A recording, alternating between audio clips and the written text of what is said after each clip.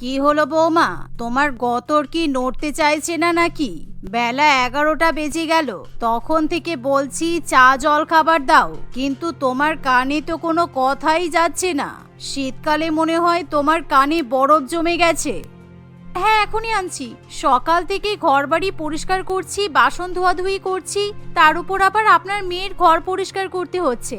একটু পরেই তো আপনার মেয়ে 2 বাচ্চা কাচ্চাকে নিয়ে হাজির হবে, তাই সব কাজ করতে গিয়ে আমার একটু দেরি হয়ে যাচ্ছে। আজকে সকাল থেকেই তিথির মুড একেবারে বিগড়ে থাকে, কারণ একটু পরেই তার ননদ 2 বাচ্চাকে নিয়ে এসে হাজির হবে। প্রত্যেকবার শীতকাল পড়লেই তিথির একমাত্র কাজচোর ননদ তার 2 বাচ্চাকে নিয়ে বাপের বাড়িতে এসে হাজির হয়, কারণ বাপের বাড়িতে থাকলে তাকে কোনো কাজ করতে হবে না, তার মা তাকে বসিয়ে খাওয়াবে এবং সেবা করবে। কিন্তু শ্বশুর বাড়িতে থাকতে হলে তো কাজ করতেই হবে। এমনই ভাবনা চিন্তা করি কোনো না কোনো অজুহাত দেখিয়ে নন্দা প্রত্যেক বছর শীতকালে মায়ের বাড়িতে চলে আসে।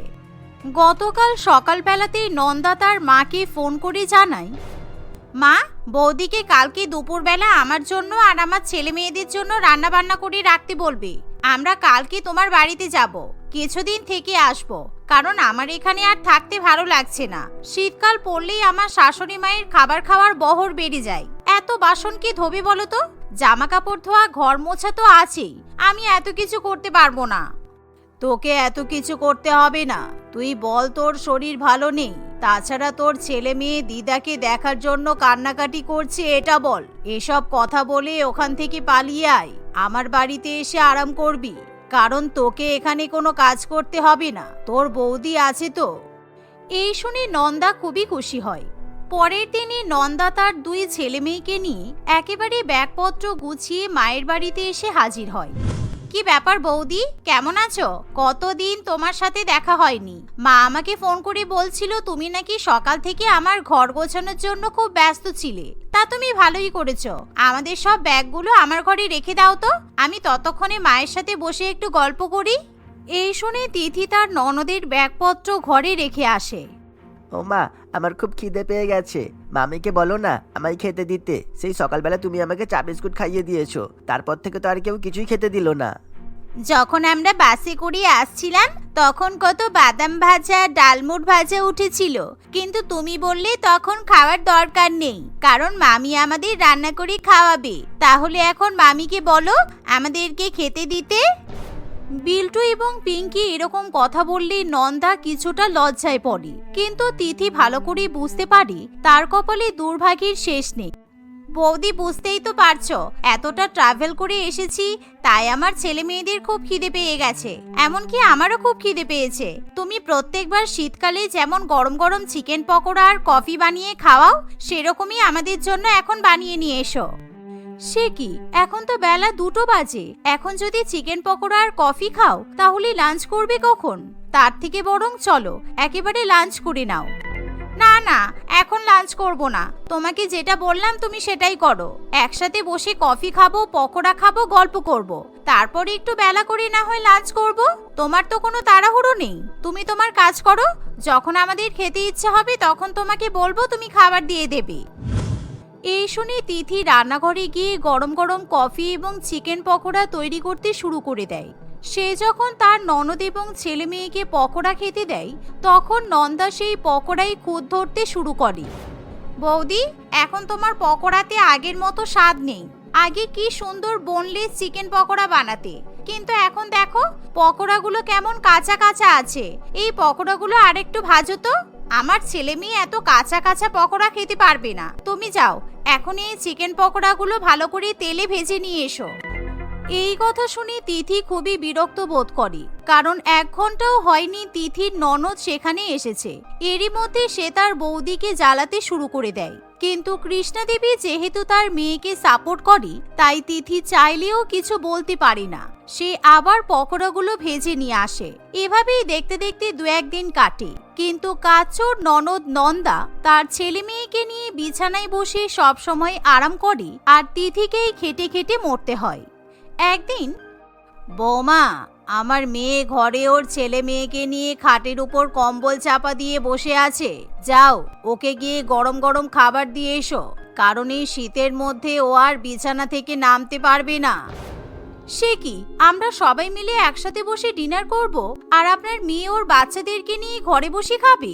এটা তো ঠিক নয়, কারণ কিছুদিন আগে আমার খুব শীত লাগছিল বলে আমি ভেবেছিলাম ঘরে বসেই ডিনার করব, কিন্তু আপনি তখন বললেন বিছানায় বসে নাকি খাবার খেতে নেই।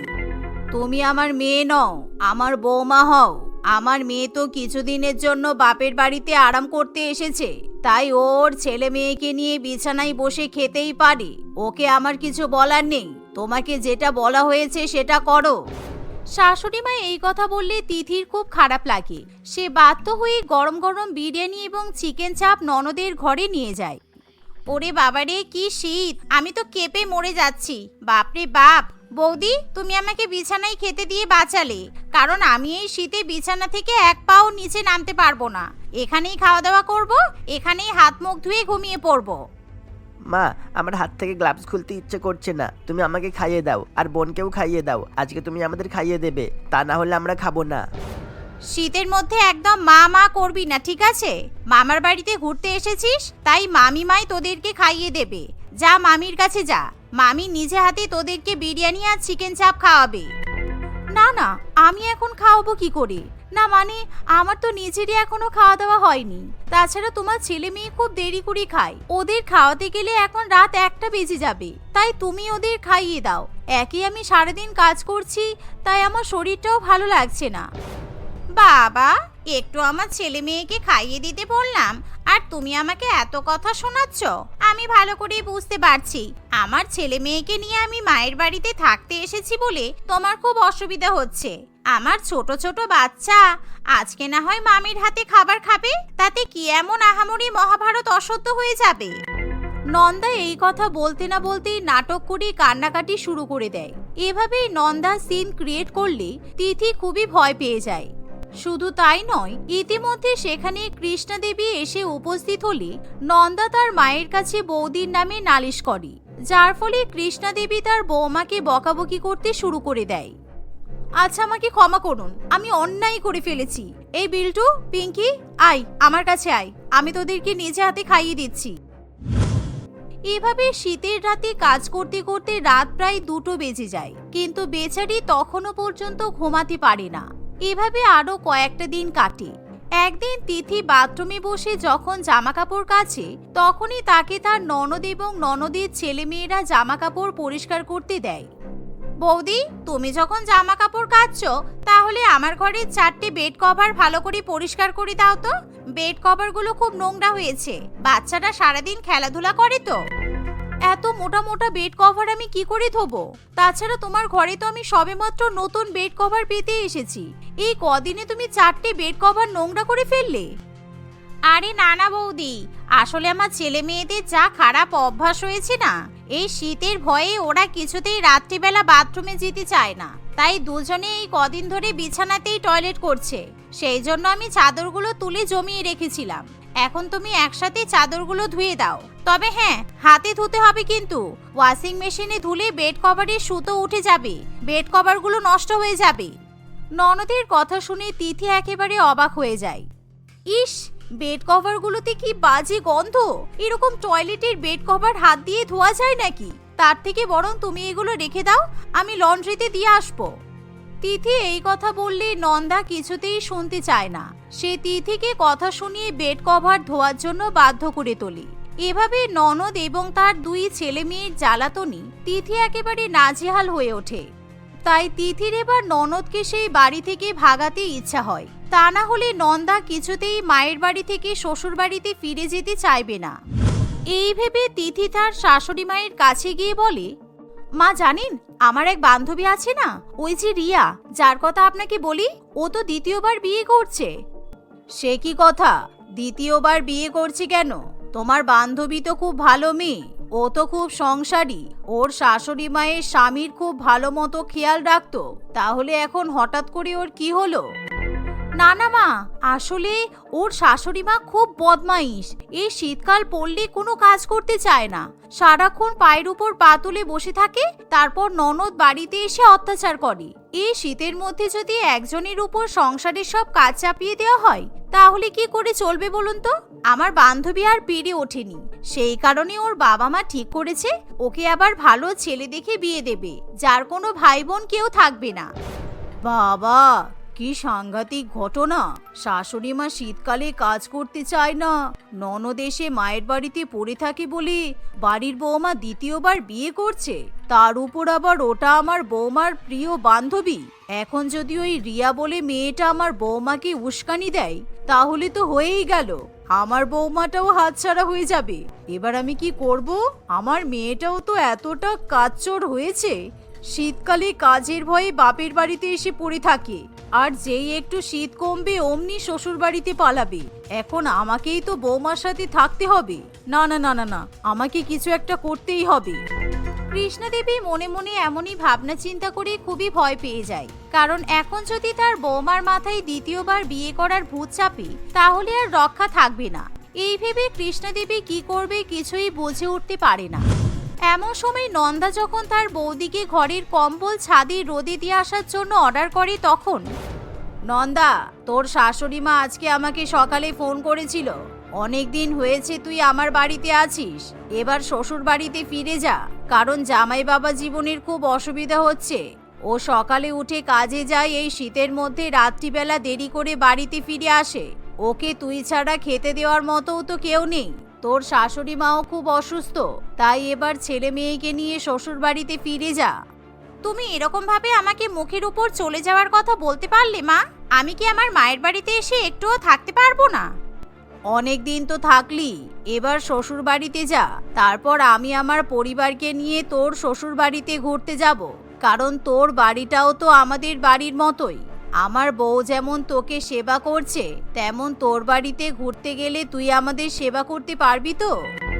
মায়ের কথা শুনে নন্দা ভীষণই ভয় পেয়ে যায়, কারণ এখন যদি সবাই মিলে তার শ্বশুর বাড়িতে গিয়ে ওঠে তাহলে শীতকালে তার আর রক্ষা থাকবে না। তাই নন্দা কোনো রকম কথা না বাড়িয়েই ব্যাগ গুছিয়ে দুই ছেলে মেয়েকে নিয়ে আবার শ্বশুর বাড়িতে ফিরে যায়।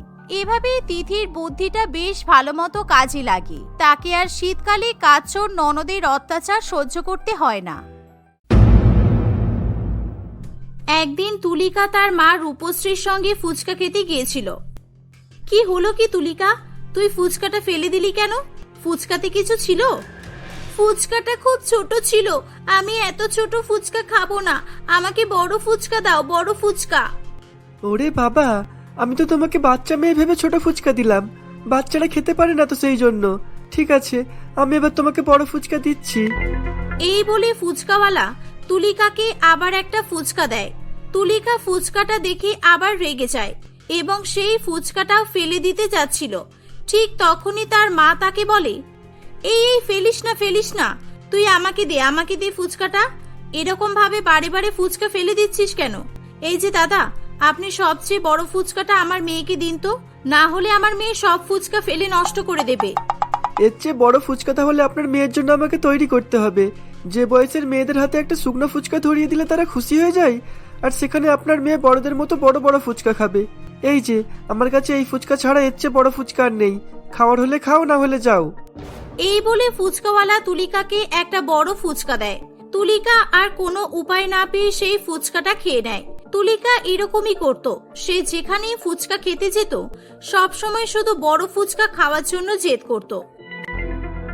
একদিন তুলিকা লুকিয়ে লুকিয়ে টিফিন পিরিয়ডের আগে স্কুলের বাইরে বেরিয়ে ফুচকাওয়ালার কাছে যায়। এই যে কাকু, আজকে আমি সবার আগে এসেছি, এবার তোমার ফুচকার মধ্যে থেকে বেছে বেছে সবচেয়ে বড় ফুচকাটা আমাকে দাও, তাড়াতাড়ি দাও। হ্যাঁ হ্যাঁ, দিচ্ছি, দাঁড়াও। বড় ফুচকা? এই নাও বড় ফুচকা, এই ফুচকাটা অনেক বড় আছে, এই নে ধর বড় ফুচকা।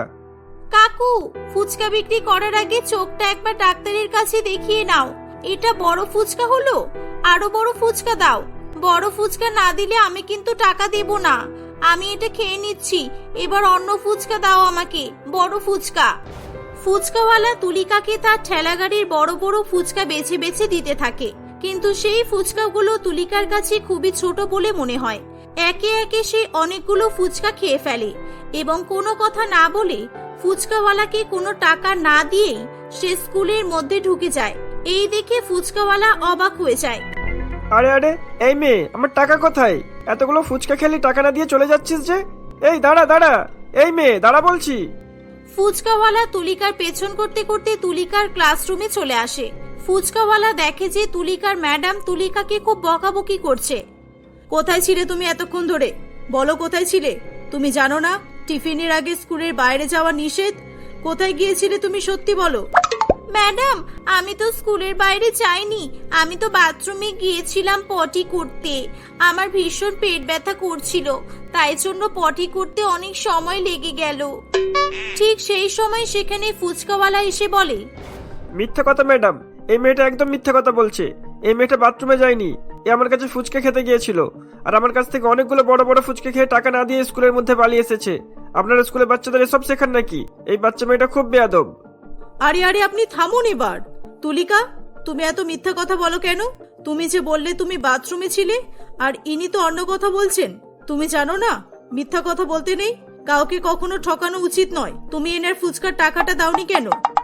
ম্যাডাম, আমি এনাকে ঠকাইনি, কারণ আমি ফুচকা খাওয়ার আগেই বলে দিয়েছিলাম যে আমাকে বড় বড় ফুচকা না দিলে আমি ফুচকার টাকা দেব না।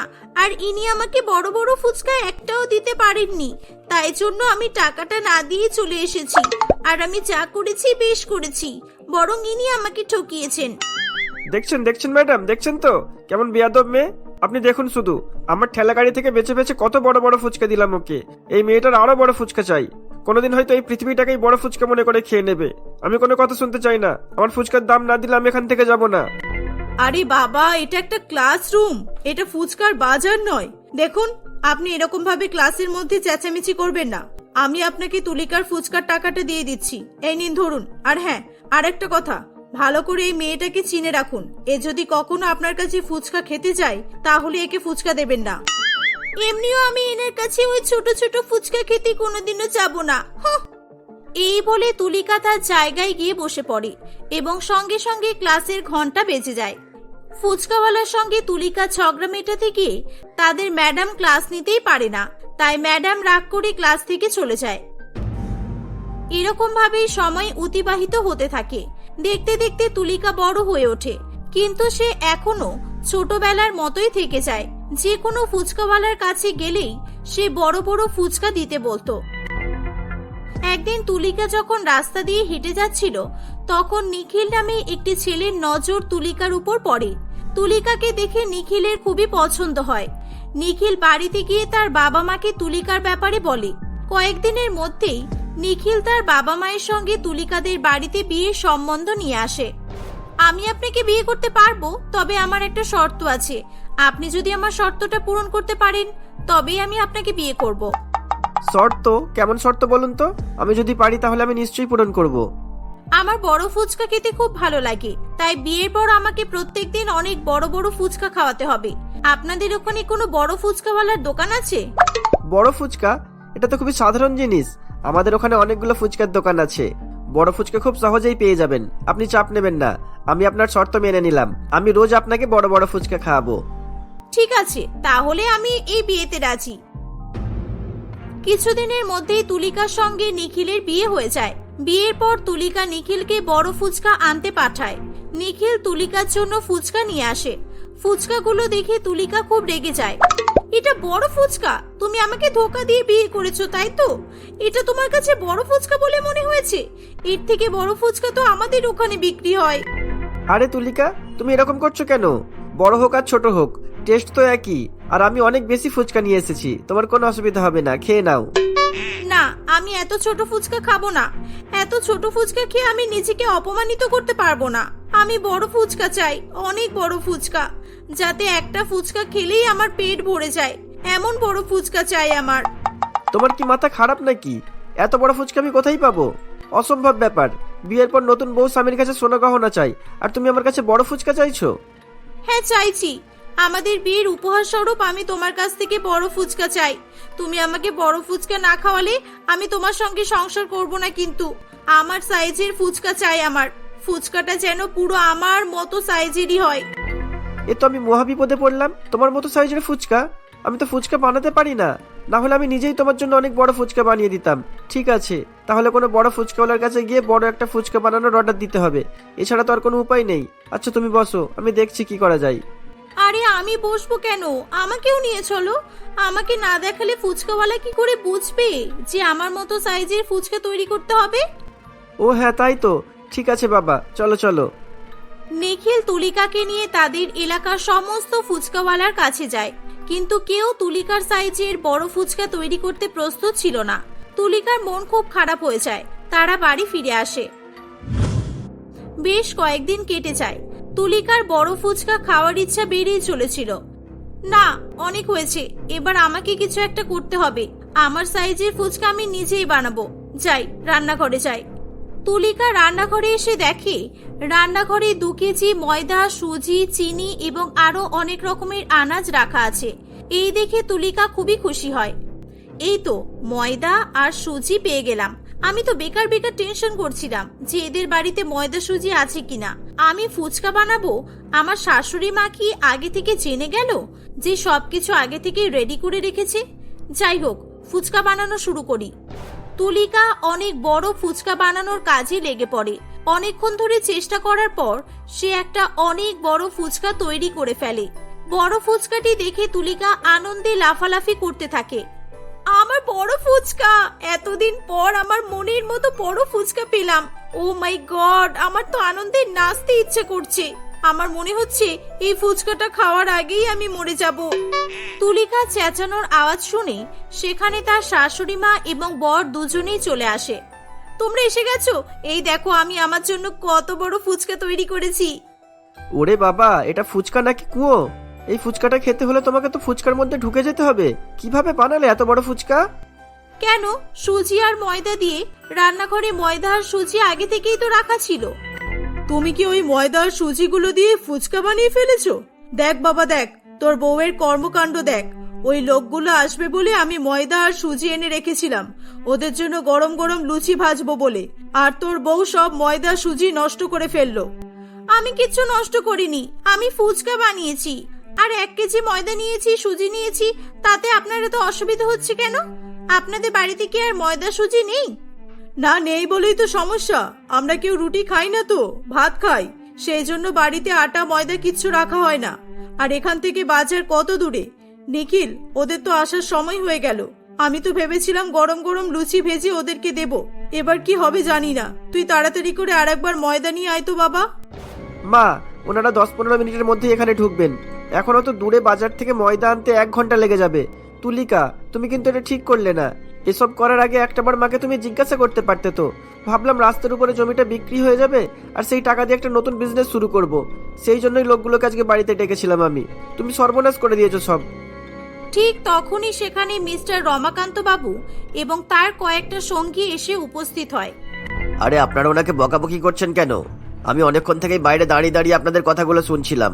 আমি আপনার জমি কিনবো নিখিল বাবু। তার আগে একটা কথা বলি, আপনার ওয়াইফ একটা মহৎ কাজ করেছে। এত বড় ফুচকা আপনার ওয়াইফ মনে হয় প্রথমবার তৈরি করেছে। একে তো পুরস্কার দেওয়া উচিত।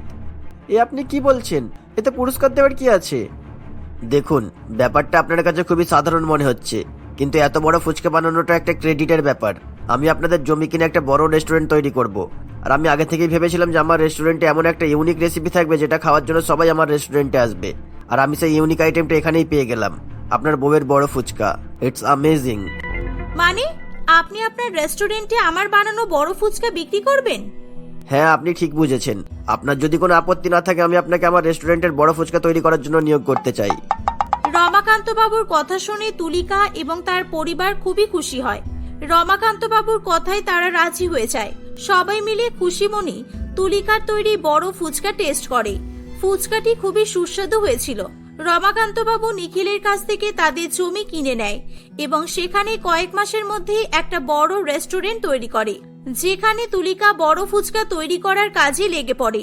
তুলিকার বড় ফুচকার জন্য রমাকান্ত বাবুর রেস্টুরেন্ট বেশ কিছু মাসের মধ্যে প্রসিদ্ধ হয়ে ওঠে। সেই সঙ্গে বড় ফুচকা তৈরি করার জন্য তুলিকাও অনেক অনেক নামডাক অর্জন করে।